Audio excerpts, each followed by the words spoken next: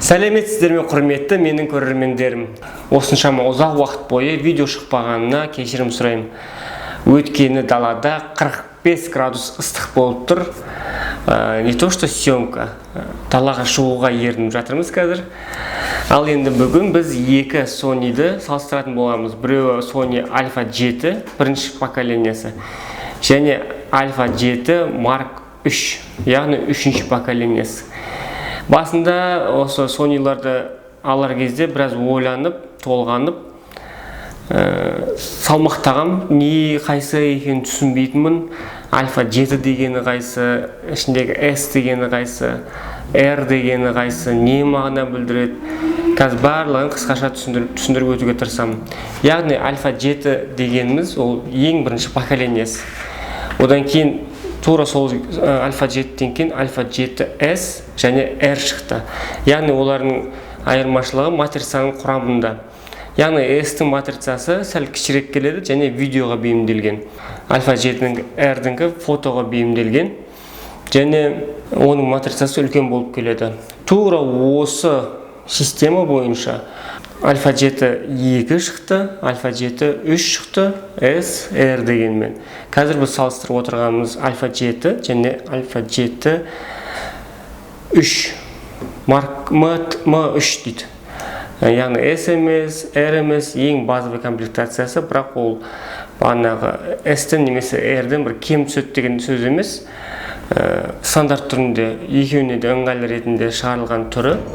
Енді екеуінің характеристикасына келетін болсақ, бұл жерде Alpha 7 Mark 3-ді стабилизаторы өзінің китовый объективінде және трехосевой, пятиосевой стабилизаторы матрицасында болады. Яғни қол қаншама дірілдеген сайын матрицасы бір орында соны бір қалыпта ұстап тұруға тырысады. Ал Alpha 7-ның ең бірінші поколениясында ондай жоқ. Матрицасында жоқ, бірақ объективінде бар. Өйткені екеуінің объективі бірдей, китовый объективі. Объективтер китовый болғандықтан енді сапаны үлкен сапа күтудің қажет жоқ. Бірақ өзінің матрицасының күшімен жақсы сапа береді екеуі де. Кәдімгі киноның сапасына құсатып береді. Ендігі видеода мен сіздерге 5000 теңгеге профессиональный объектив алу туралы айтатын боламыз. Сондықтан да каналға жазылып, сол видеоны жіберіп алмаңыздар. Ал енді түсірілген тесттің нәтижесін көрсетейік.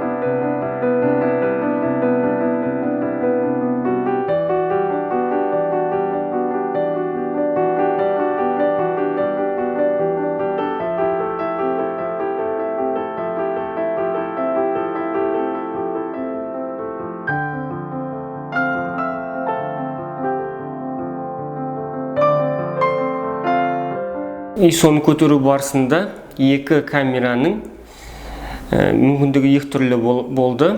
Біреуінің ISO-сы определенный точкадан асқан жоқ, ал екіншісі ары қарай кете берді. Және сонда да жақсы сапа көрсетті.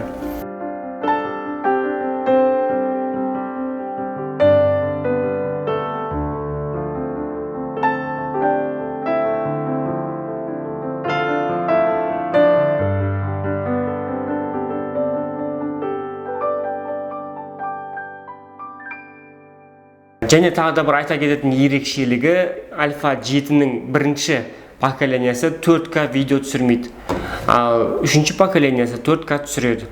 Тест кезінде екеуінің бірдей мүмкіндік беру үшін екеуінде Full HD-мен түсірдік. Тестті тек Full HD-ді көресіздер, ал 4К видеосын мен бөлек тесттен кейін екеуін салыстырғаннан кейін бөлек шығаратын боламын. Мінекей достар, егер сіздерге басқа да техникалардың обзоры қажет болса, комментарияға жазыңыздар. Егер де мүмкіндік болса, біз оны алып, тестлеп шығаратын боламыз. Қазақша обзор жасайтын каналдар көбейе берсін, сол үшін лайк басып, каналға жазылыңыздар. Келесте көріскенше сау болыңыздар.